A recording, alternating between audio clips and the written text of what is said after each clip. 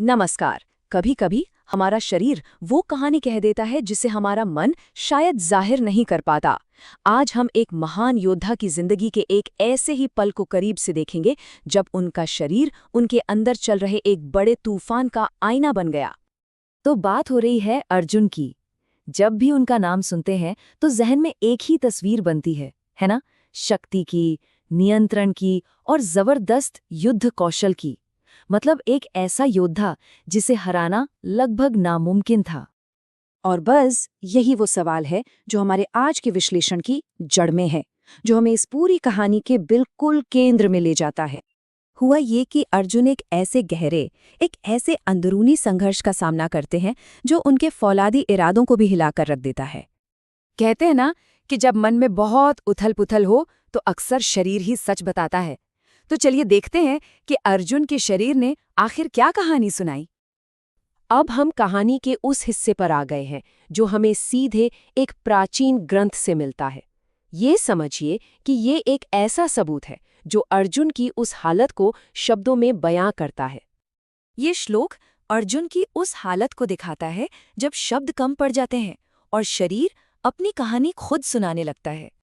तो अब हम इस श्लोक में जो बातें बताई गई हैं उनका एक-एक करके विश्लेषण करेंगे, हर लक्षण पर बहुत ध्यान से।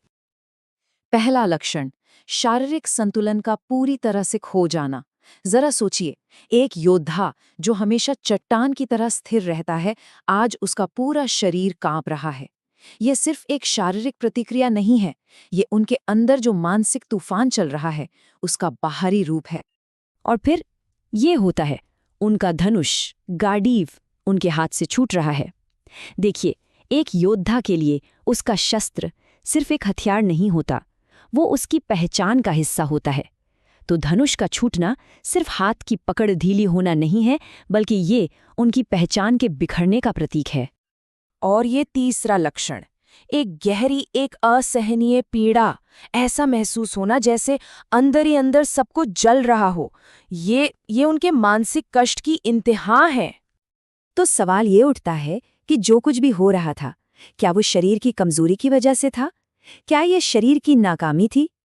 तो यहाँ सबसे महत्वपूर्ण बात यह है कि जो मूल स्रोत का मराठी वर्णन है, वो इसे शारीरिक पतन बिल्कुल नहीं मानता।